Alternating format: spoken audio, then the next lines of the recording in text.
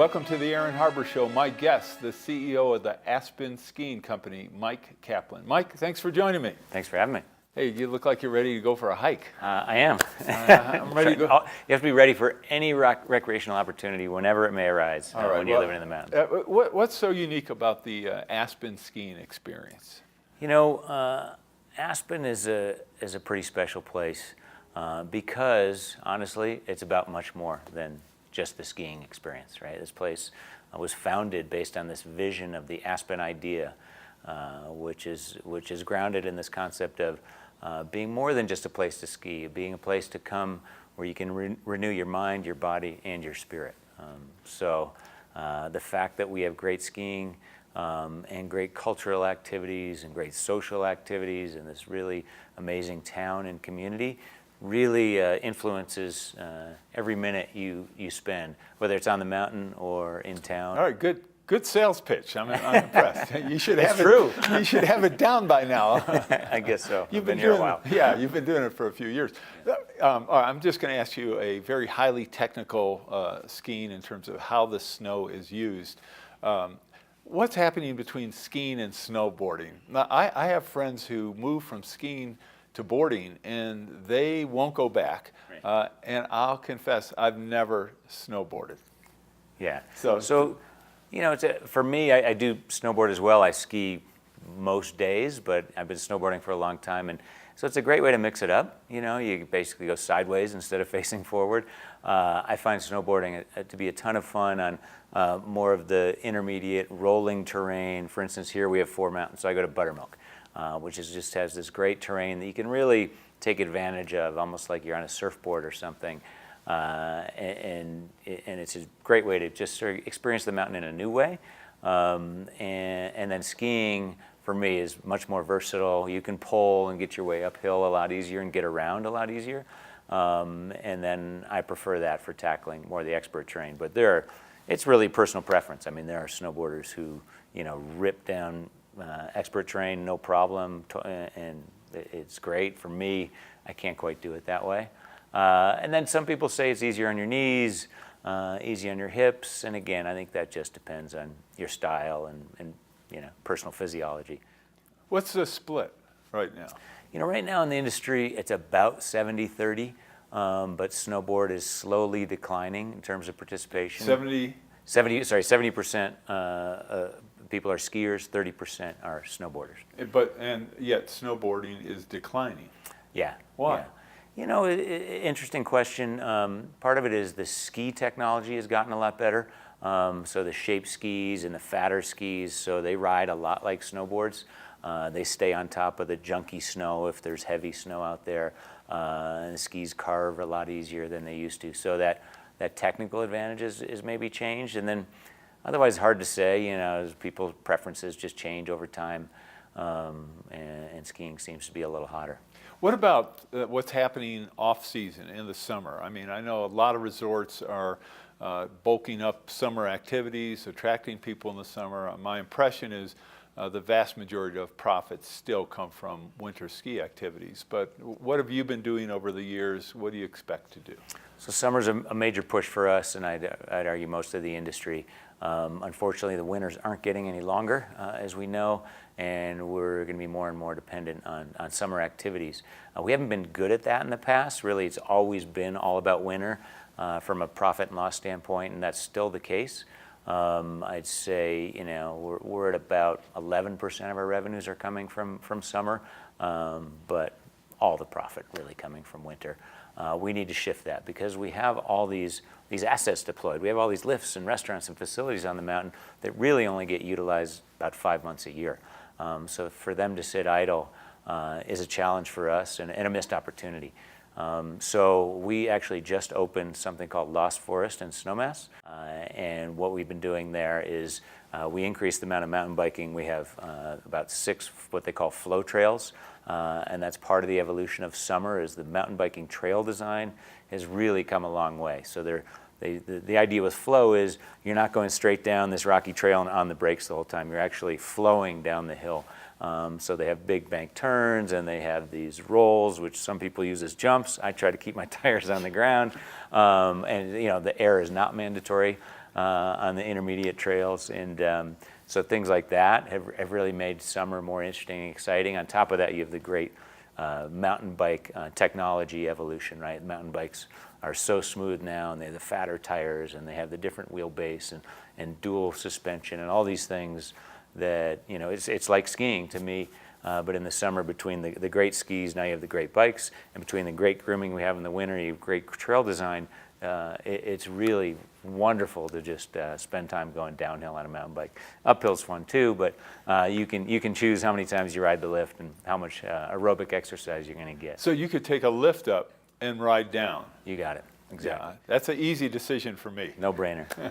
The other thing we have going on the off the lifts is on the Lost Forest, we call it there's a ropes course, or sort of a challenge course, and it's got 5 different courses within this challenge course. It's in the trees, and you can sort of do the green circle, the easiest, blue square, black diamond. You know, there's varying levels of difficulty, and they're a ton of fun. You're roped in all the time. There's height where you have to deal with, you know, sort of height anxiety and focus on where you're going, and then there's these challenges that are balance challenges, strength challenges, and they're just these great challenge courses, ton of fun. And then finally, we've got some canopy tours. I shouldn't say finally, we have canopy tours. We've got I think it's 8 different zip lines that are connected by different, same deal, challenge features. You have to go hand over hand and walk across a rope bridge. And at the end, you do a big rappel off the final stopping point. So that's like a 4-hour tour, something really fun to do. And you're up in the canopy of the trees. You're actually, we have these platforms around the trees where you go from tree to tree. So you get a totally different perspective and view of the mountains and you know, the ecology and what's growing and the birds and everything. It's really phenomenal. And then we also have a climbing wall, a mountain coaster, which is a gravity-driven coaster. So you get pulled up for about 5 minutes, and then you glide down on these rails, and you control how fast you go. So just a lot of new ways to, I'd say, interact with the mountain environment that are fun and interesting, and something you can share with family, friends, and that's really what we're doing, and I think it's indicative of what the rest of the industry is up to as well. I could see a lot of businesses and organizations taking advantage of those facilities for team building. Yeah, definitely doing a lot of corporate groups, team building, especially in the off season. Right now we're in the peak summer season, and it's great. So are other resorts doing similar things? I mean, I had no idea you were doing anything this extensive. Yeah. A lot of the resorts in the West especially are doing it. A lot here in Colorado. Winter Park's been at this for a while, especially on the mountain biking side. So a number of resorts here. Steamboat as well. Steamboat just put in a mountain coaster. Whistler's been doing the mountain bike thing for longer than anyone, and they sort of really developed that category. So I think it's something you're going to see continue, and it's happened on the East Coast as well, where you have a lot of those year-round activities and amenities. When they're not black flies in the summer. Well, yeah. That black fly season's not that long, though, right? All right, we're going to take a quick break. We'll be back with Mike Kaplan in just a moment. There's more of the Aaron Harber Show after this. And so when you have a diminishing snowpack that melts sooner, that's not going to send as much water downstream, that's a problem for everybody west of here.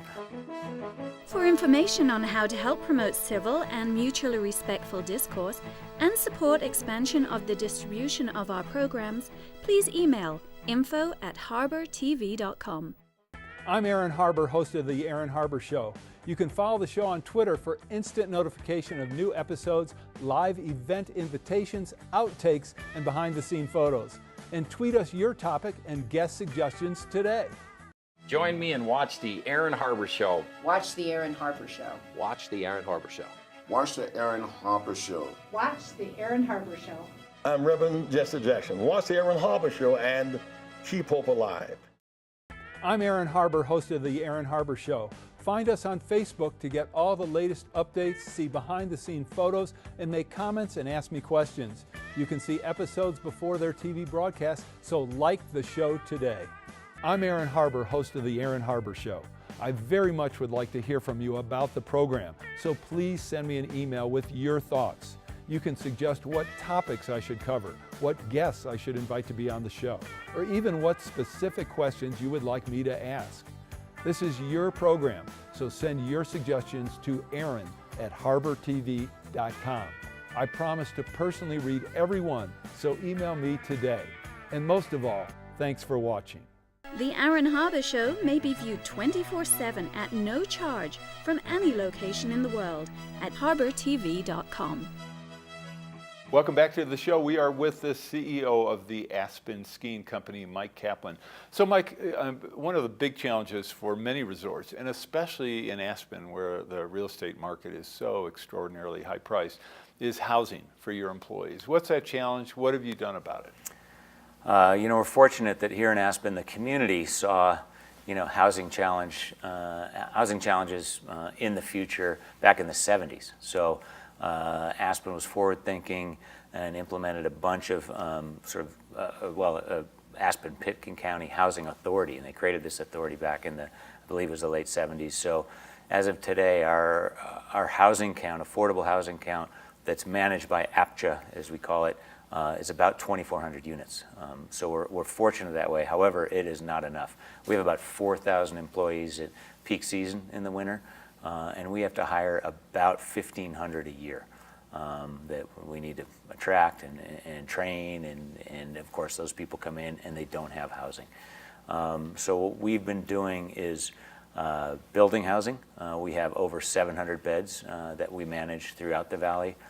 We have a plan where we'd like to double that number because as we look out, like the labor force across the country, it is aging, and so we see a good percentage of our current employees as they phase out of the workforce and they reach retirement age.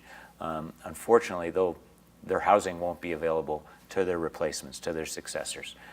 Because they'll stay there and, of course, they've earned that and that'll be great.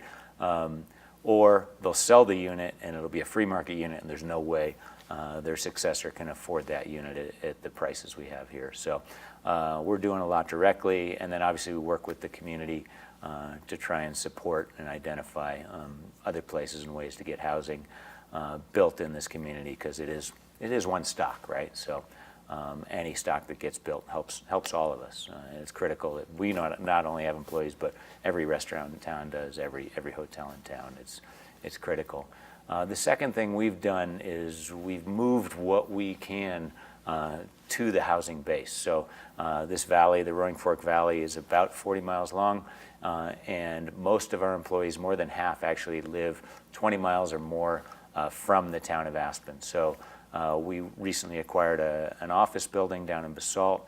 We put our call center in there. We put finance. We put accounting, some legal, really all the functions that we could that didn't need to be attached to the base of the mountain, and really brought that office to where the employees are living. And that's really been great. Employees have been really excited, gone from a 40-minute commute to, in many cases, just walking to work. So that's another strategy. And then finally, of course, we're looking at efficiency, automation. Can we get customers to buy more things in advance versus walk up to the ticket window and wait in line and have a one-on-one interaction with the ticket seller? Working on kiosks, working on apps, and all those things to make it easier for the guest and to reduce the number of employees we need to get the guest on the hill and continue to have a good time out there. All right, well, to have a good time, you need snow. Yes. So tell me about climate change, your take on its impact on the industry, on the Aspen Skiing Company in particular, and what's your view looking out 20 or 30 years?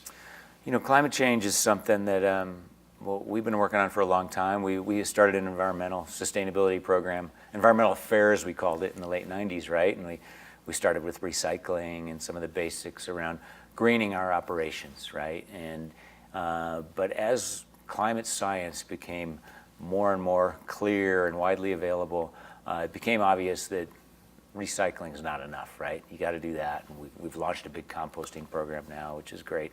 But if we want to stay in business forever, which is our goal, in fact, I think it's our obligation, right? We love to teach people to ski and their kids and their grandkids, right? And you want to be able to continue that. we need to do something about climate change. We've seen a 2-degree increase in our average temperature here in Aspen since we were founded, since the early 50s, late 40s. And that's not a sustainable trend, right? If we keep going, 2 degrees every 50 years or so, which they're anticipating, and it's going to accelerate, winters are going to get shorter. And again, we're already seeing this. We have 30 more frost-free days in Aspen since 1980. That's a whole month. It's a whole month, right? So winter's getting shorter, and that's what we're seeing. The spring backcountry skiing season is a month shorter. This year was an extreme case, but normally the Independence Pass goes to 12,000 feet. It opens right around Memorial Day, and usually you've got, we have a run up there called 4th of July Bowl, right? You can ski there 4th of July. Not this year, right? So it's getting more and more to be, 4th of June Bowl, right? We're gonna have to rename it, and that's a problem. So that's not only a problem for the sport and for skiing and for our business, right? As it gets shorter, more and more challenging. Winter is short enough from a business standpoint, from a personal standpoint. I think I would love winter to be not 12 months, but I'd go for 8 maybe. But it's an incredible problem if you think about it, just for society. The Colorado watershed, these are the headwaters, right? And so when you have a diminishing snowpack that melts sooner, that's not going to send as much water downstream, that's a problem for everybody west of here. And really, I think of it as these and the east of here too, and the east of here too, right? Because you're right. There's tunnels that pump water. We're west of the divide, so in theory, all the water goes west. But you got it. Transbasin diversions, which send it to the east, and so you think about that. You think about the economic impacts of that. I like to think of these mountain communities as canaries in a coal mine, right? We see these things because we're in these sensitive mountain communities that are going to make their way downstream and that we need to be dealing with now. And the beauty is we can. We know we can. We have the technology to do it. It's about shifting the way we generate electricity, shifting the transportation sector to these electric motors, and we're seeing it happen. I think we need to accelerate it. I think there are things we can do there around policy, around a tax and dividend program, which seems to have bipartisan support. We're putting a tax on carbon and then giving that back to the consumer so they can put it to work and creating more efficient, putting more efficient appliances in their houses or building a more efficient house and things like that. So what do you think the responsibility of ski resorts should be? Certainly your industry gets more directly impacted by climate change certainly more visibly than almost any other. Yet I don't have a sense, and correct me if I'm wrong, that there's a lot of unity in the industry, or that the industry is specifically addressing, for example, the gap between what most climate scientists say, and clearly in the United States compared to just about any other industrialized country, there's a lot of skepticism on the part of the American public. You have a United States Congress that certainly is not making any progress addressing the issue. You have an administration that's reversing any progress that has been made. What should you all be doing that you're not doing? Because right now, the path this country is on as of today is actually in reverse of what you're talking about. Definitely. No, we're losing the battle. And I think our industry is on the front lines of the battle, right? I mean, it's about cold and winter is getting shorter as a direct result of greenhouse gas emissions, trapping. So what should you and your colleagues be doing more? We need to be standing from the hilltops saying, we are going to go out of business if we don't do something about this. We need to make changes. We need to make changes locally, regionally, nationally, and globally. And it's our responsibility to lead. This is the United States of America, and we should be a leader. And we can do it. As I said, we have the solution. So we need to be talking to our customers about it. We have customers who are passionate about the sport, and this is their time where they may be oftentimes most connected with nature and most open to seeing what's really going on in the environment. And we need to take that opportunity to educate and say, hey, winter is getting shorter, winter is getting warmer. This is real. We're seeing this on the ground. We're taking action. We're asking you to take action as well. We need to be meeting with our legislators. We need to be going to, the state houses and to DC and saying, our communities matter, our industry matters. We are under threat. We're not going to exist in 50 years if we don't do something about this. We need climate legislation. One of the things that surprised me, though, is that there's some resort companies and operators that actually are making political donations to candidates and to current office holders who are opposed to doing anything about climate change. They get other benefits. I know water is a huge issue in terms of being able to get and maintain water rights to make snow, for example. But it seems from a long-term perspective that that's really self-defeating. Yeah. No, I think, like the political situations are very nuanced, right, and complex, and it's hard to find the perfect candidate who's going to agree with you on all issues. We feel strongly that is the threshold issue. We, Aspen Skiing Company, and we're pushing hard on that individually, and we're pushing our trade industries as well, because we think we need to walk the talk in terms of who we're supporting and how we're supporting them. And yeah, we're not perfect now, and we need to get better there, and I think you'll see that happen over time. All right, we're going to take our last break, and we'll wrap up with Mike Kaplan in just a moment.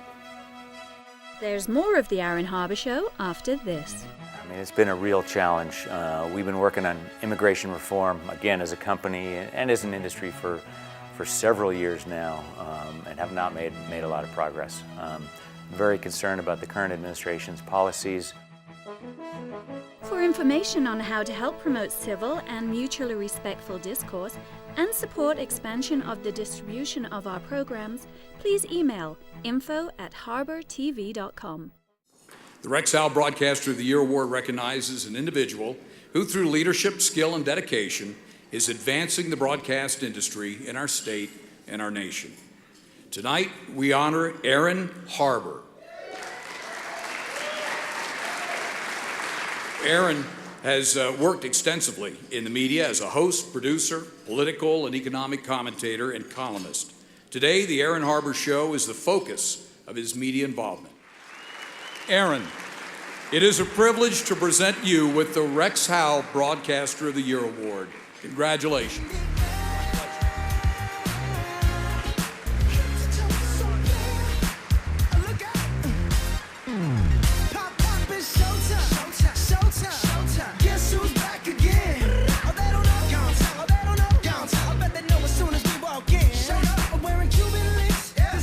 Just make journalism great again. I'm Aaron Harber, host of the Aaron Harber Show. You can follow the show on Twitter for instant notification of new episodes, live event invitations, outtakes, and behind-the-scene photos. And tweet us your topic and guest suggestions today. I'm Aaron Harber, host of the Aaron Harber Show. I very much would like to hear from you about the program, so please send me an email with your thoughts.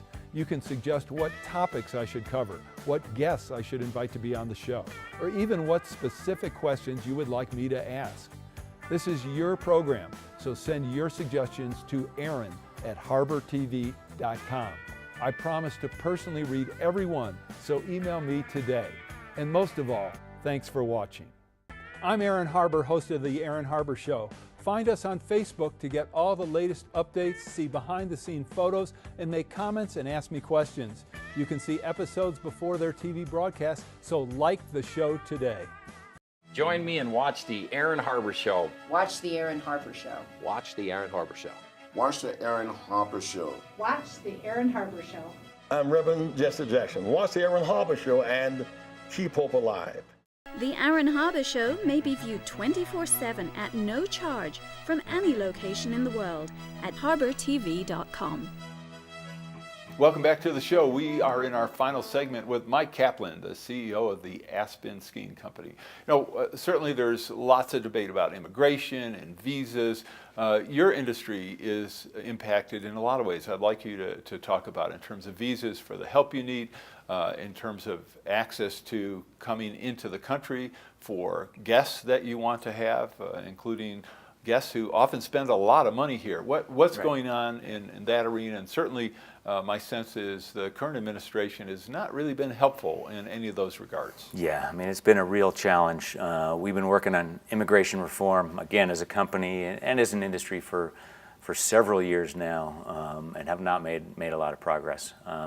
Very concerned about the current administration's policies for the reasons you mentioned, right? We rely on a workforce here that's very diverse, and we have in this community a large population of people that have come from other countries.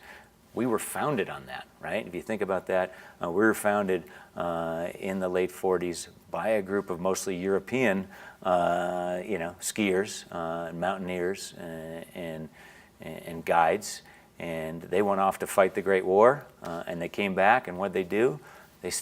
They wanted to start a ski area, right? 10th Mountain Division veterans, Friedel Pfeiffer, as an example. So it's in our DNA to not only be in a place where people from around the world feel connected and want to stay and work, but it's also a place that attracts clientele from around the world. In the current labor market, we are really scrambling for employees. And we used to get several hundred visas through something called the H-2B program. The H-2B program, we now get, I think, 2 because of the clampdown. So we're we're continuously looking for employees. We also have a large, Latino population in this community, and very concerned about the current policies and approaches which are pushing them into the shadows. You have kids going to school concerned about whether or not their parents are going to be there when they get home. That doesn't make for a good, healthy school environment. It's a real challenge. It also creates a bunch of turnover. You see kids come, see kids go, and imagine being the teacher.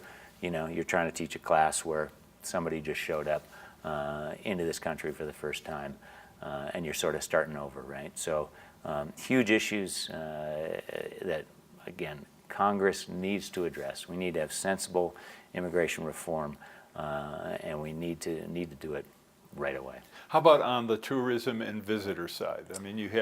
Aspen probably compared to many resorts gets an extraordinary number of guests, and very often very wealthy guests from other countries. Yeah, we have about 25% of our business is international, and we draw a lot from Mexico, Brazil, Australia, other countries in South America. We need to make it easy for those guests to come into the country, right? In Mexico, I think they can just go into Canada without a visa. It's gotten really easy, and we've seen the impacts of that. So we need to send a message to the world that you can get through our borders easily. You're not going to be hassled.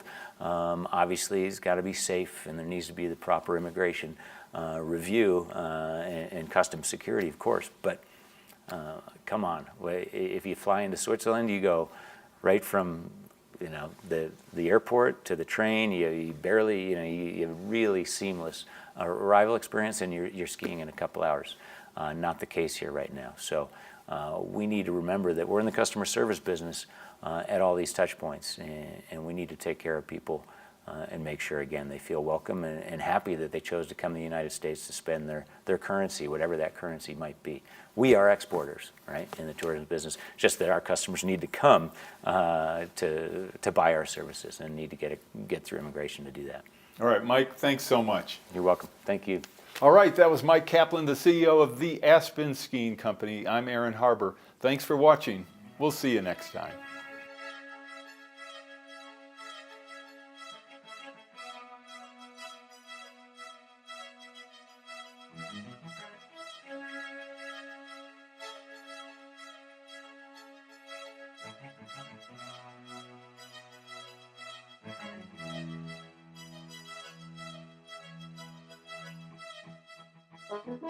Please contact us. We want to hear from you.